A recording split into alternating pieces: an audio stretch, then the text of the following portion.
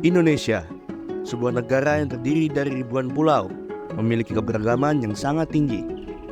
Keberagaman ini tidak hanya terbatas pada suku bangsa, tetapi juga mencakup agama, ras, budaya, bahasa, dan kepercayaan yang banyak sekali terkandung di dalamnya.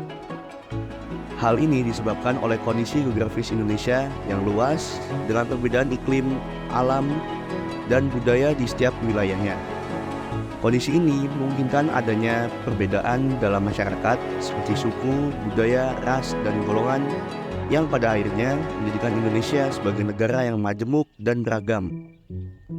Keberagaman budaya Indonesia dapat dilihat dari berbagai aspek, seperti adat istiadat, upacara adat, pakaian adat, alat musik tradisional, dan tarian adat, atau banyak lainnya. Setiap provinsi memiliki karakteristik baju tradisional yang unik dan memiliki nama tersendirinya.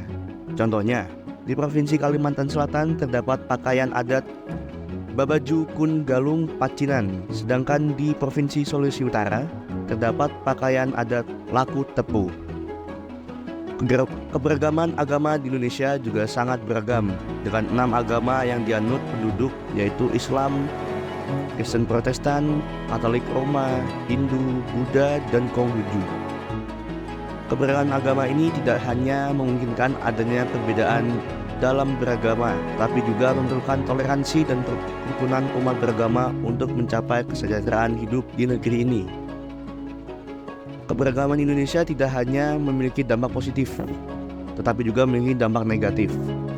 Konflik antar budaya kerap kali terjadi, terutama jika masyarakat tidak dapat menerima perbedaan budaya lainnya.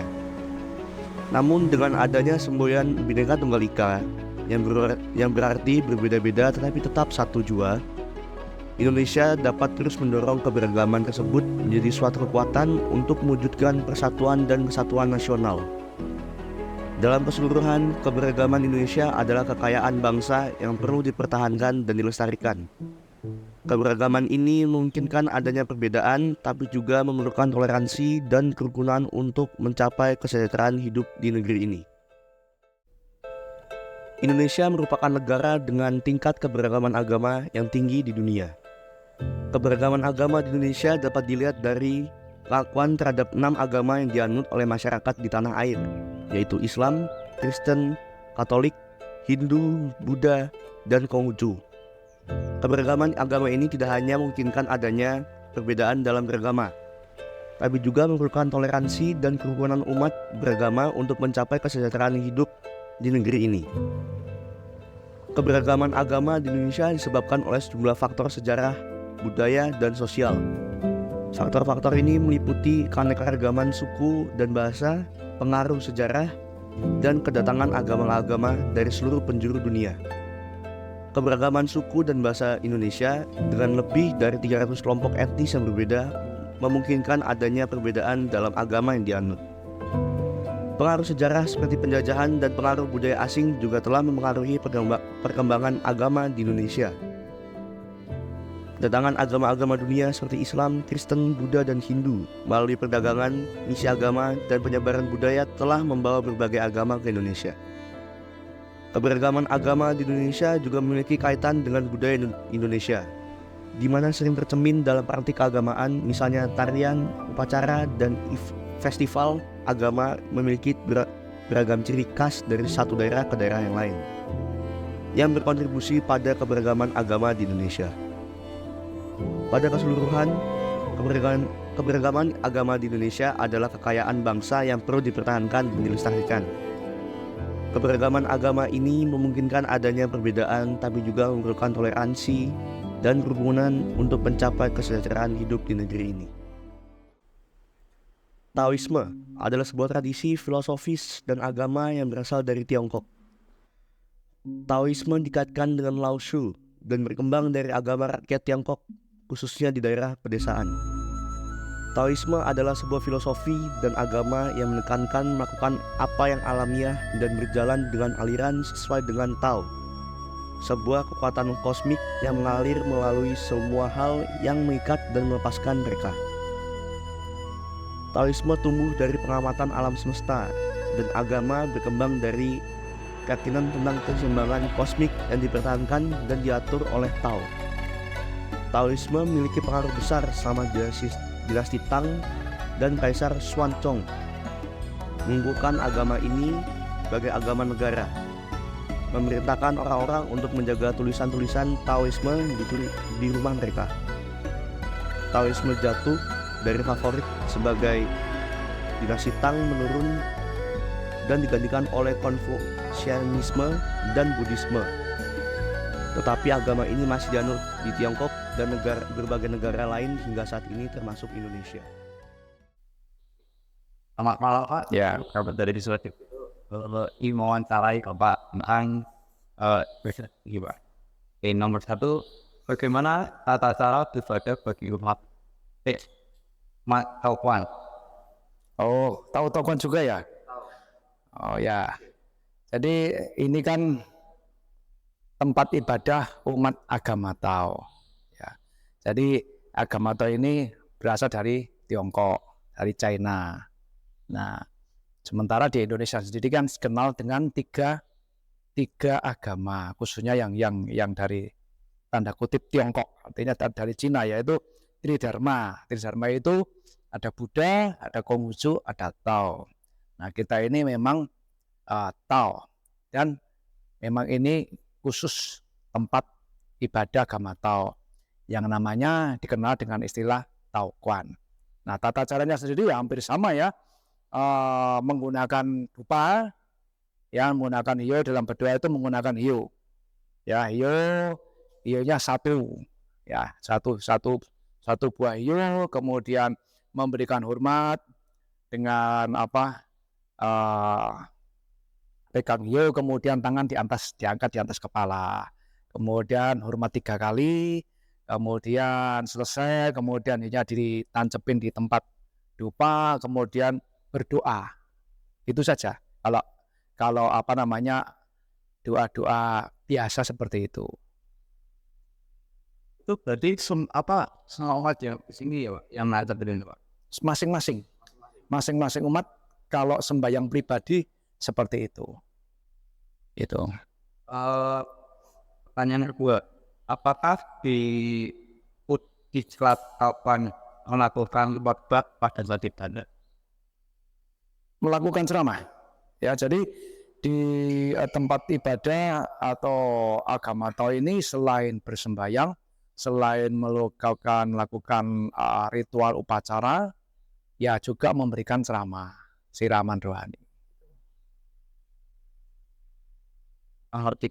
Jika ada, bagaimana model khotbah yang dilakukan oleh umat Taukuan pada saat ibadah? Oh ya, sama dengan ceramah-ceramah agama lain ya. Ceramah agama lain jadi memberikan satu pengertian yang baik dalam kehidupan, memberikan bagaimana bisa bersosial dengan baik, bisa menjadi orang baik. Kemudian ada juga pengertian tentang keagamannya sendiri, tentang kedewaannya, jadi dewa-dewi, ya sama dengan agama yang lain. Itu. Ada lagi? Jadi sebelum saya bertanya itu, Oh, saya Irwan Andoko. Ya. pertanyaan itu berbicara ini bagaimana sejarahnya perkembangan aliran Tao di Indonesia. Agama Tao ini kan sebenarnya umurnya sudah ribuan tahun. Kalau dihitung di zaman, jadi ada namanya agama Tao ini lambangnya apa sih? Lambangnya adalah kalau mungkin Anda pernah tahu semacam jaring laba-laba. Kalau di rumah-rumah mungkin ada jaring laba-laba, tahu ya? Namanya itu Patwa. Ya, Patwa, kemudian di tengahnya ada lambang Yin Yang. Nah, sebenarnya lambang jaring laba-laba ini sudah ada di zaman Fuxi. Nah, Fuxi ini seorang yang menciptakan satu simbol yang berbentuk jaring laba-laba. Ya, itu sudah ada mungkin 5.000, 6.000 tahun yang lalu. Sekarang kan baru 2.000 ya. Jadi sudah ada kalau dibilang ya 2.000 sekian sebelum Masehi. Jadi agama itu sudah ada sejak zaman dulu. Kemudian agama ini dari mulai sifatnya sederhana sampai berkembang menjadi satu agama, yaitu di zaman Chang Taoling ya. Jadi sebelumnya ada Lao Tse, itu dikenal sebagai nabi agama Tao, kemudian Chang Taoling. Chang Taoling sendiri meresmikan atau mendirikan agama Tao di Tiongkok, di Cina. Kemudian agama Tao ini berkembang seiring waktu hingga sampai di Indonesia. Di Indonesia sendiri dibawa oleh para perantau.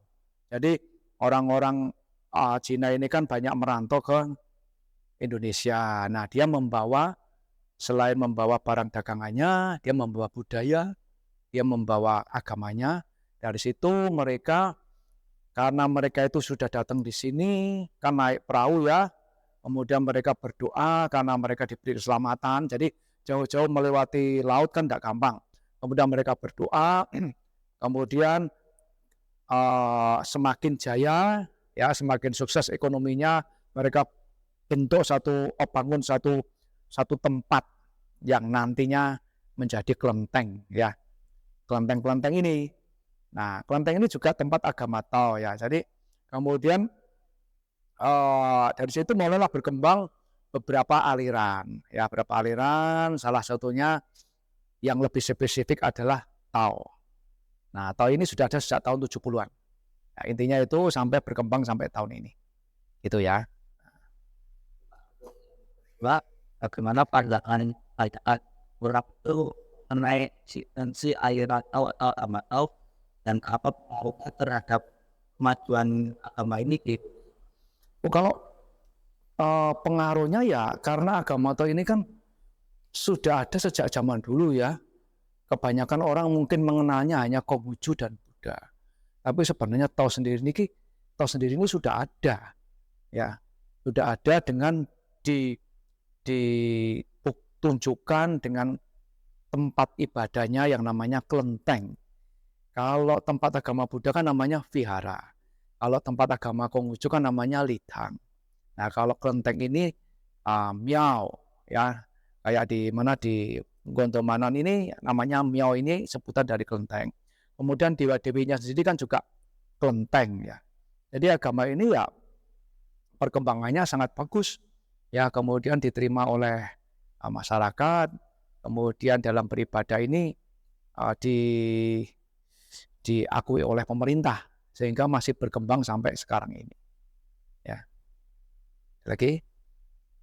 Ya, jadi berbeda dari area Tao dengan area dari yang Makanya ya namanya agama itu memiliki ciri sendiri. Contoh misalkan dari asal negaranya. Kalau Buddha ini kan dari India. Kemudian berakulturasi berkembang di Cina. Ya, di Cina kemudian berakulturasi dengan budaya setempat sehingga ada Buddha yang menyembah dari dewa-dewi orang Cina. Nah, sebenarnya ciri khasnya apa? Ciri khasnya dari nama misalkan tempat ibadahnya. Tempat ibadahnya bangunannya tentu berbeda. Ya, kalau bangunan vihara mungkin lebih condong ke bentuk-bentuk yang seperti di Mendut ya, ada stupanya.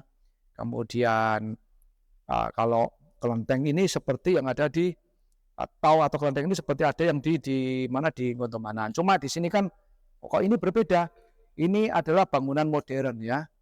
Bangunan modern namanya Pusdiklat. Tapi dalamnya ya sama lah. Cirinya apa? Cirinya adalah kitab sucinya berbeda. Ya, nabinya berbeda. Kemudian tata ritualnya juga berbeda. Konsep ajarannya juga berbeda. Jadi banyak perbedaan dari masing-masing agama, tapi tujuannya sama, yaitu sama-sama mengajarkan kebaikan. Itu.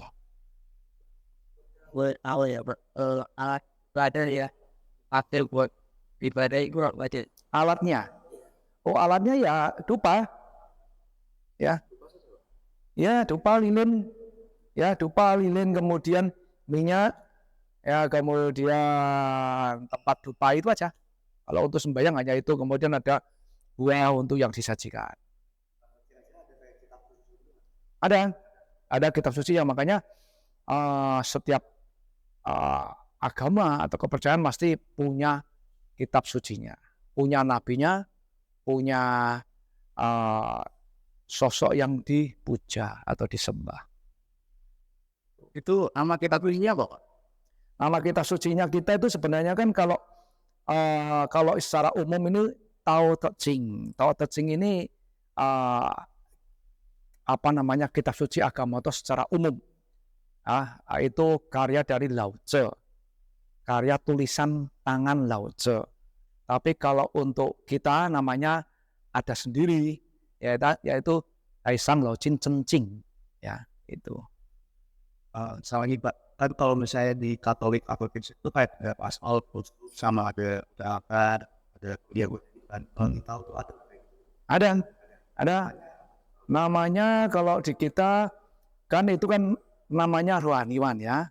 Jadi rohaniwan kalau di secara umum di namanya sama pandita ya.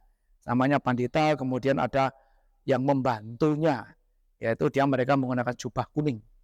Ya, jadi ada pimpinannya, ada orang-orang yang membantu pimpinannya. Itu ada.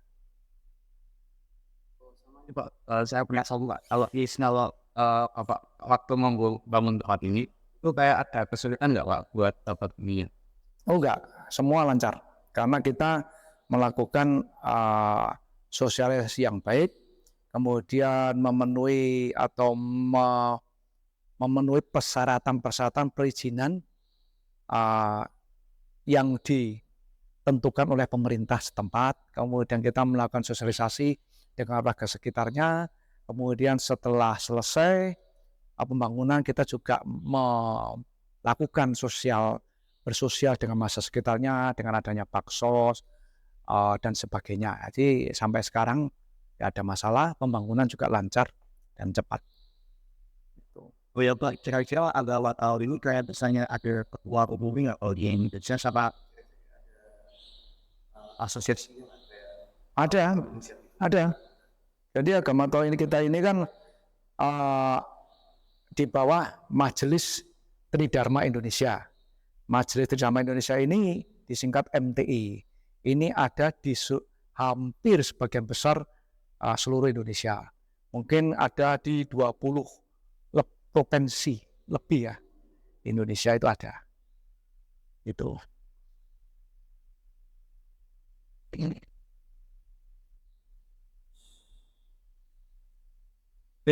orangnya di sini tuh ada pribadi itu disuruh apa aja Pak emang dari banyak bisa Kalau beribadah sendiri setiap hari bisa. Tapi kalau untuk acara-acara khusus itu ada setiap tanggal 1 dan 15. Ya. Setiap bulan, ya. Setiap minggu enggak? Ya.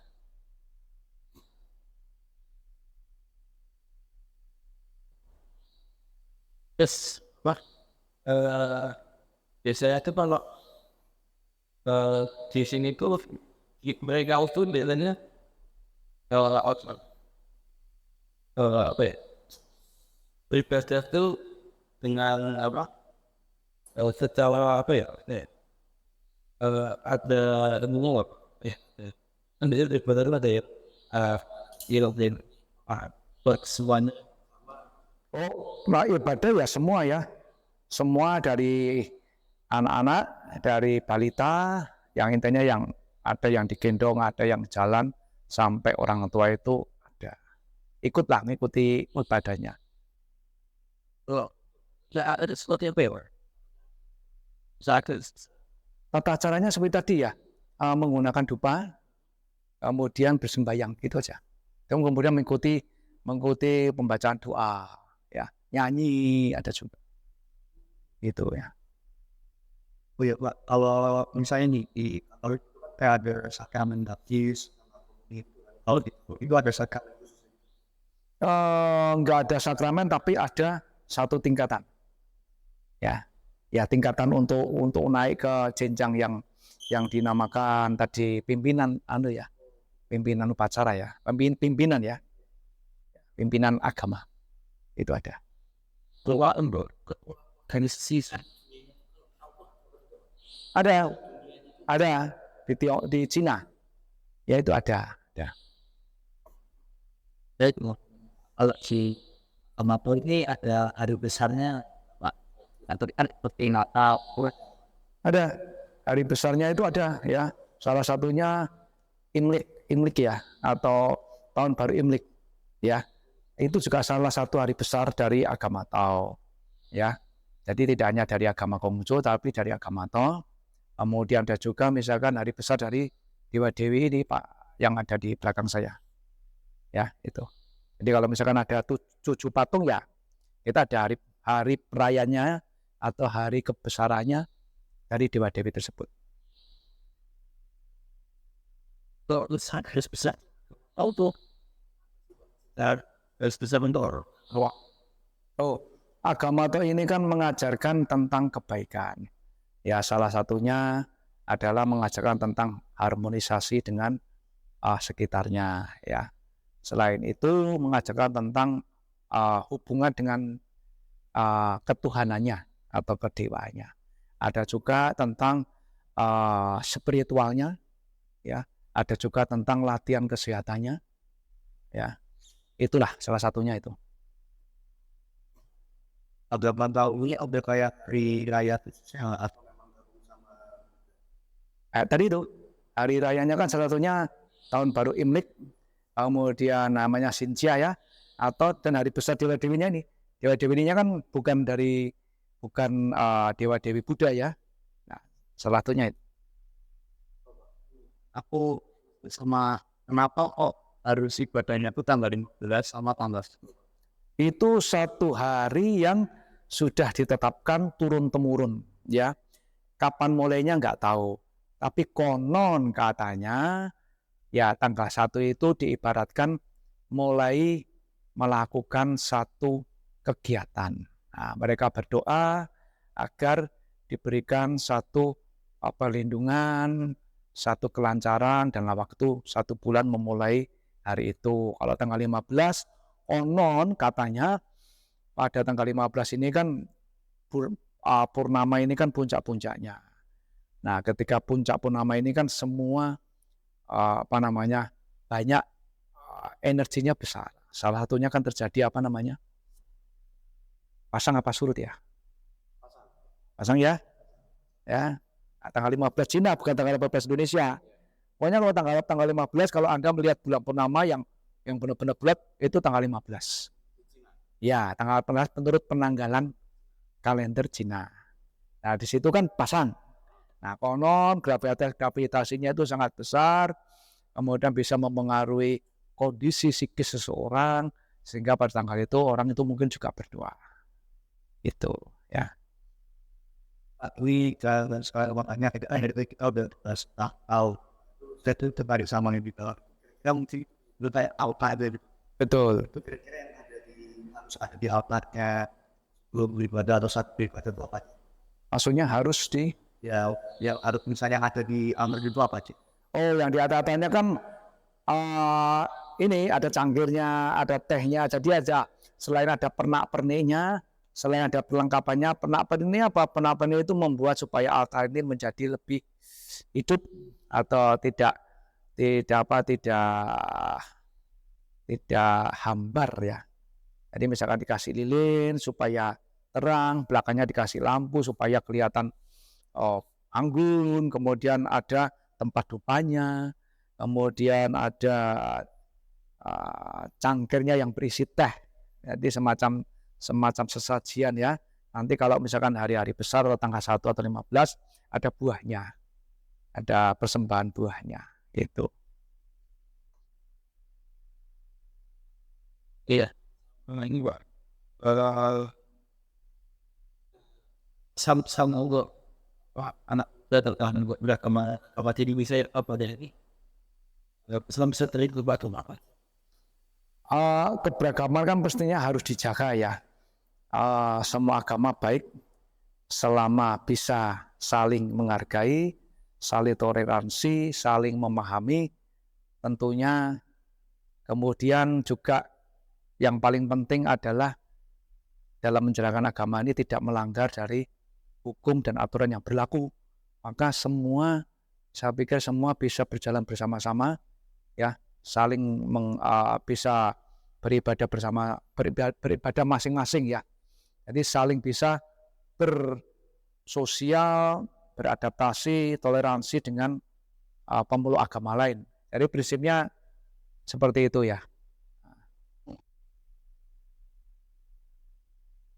Back in the saddle, you're on the front line, everyone's watching, you know it's serious, we're getting closer, this isn't over, the pressure's on, you feel it, but you got it all, believe it, when you fall get up, oh, and if you fall get up,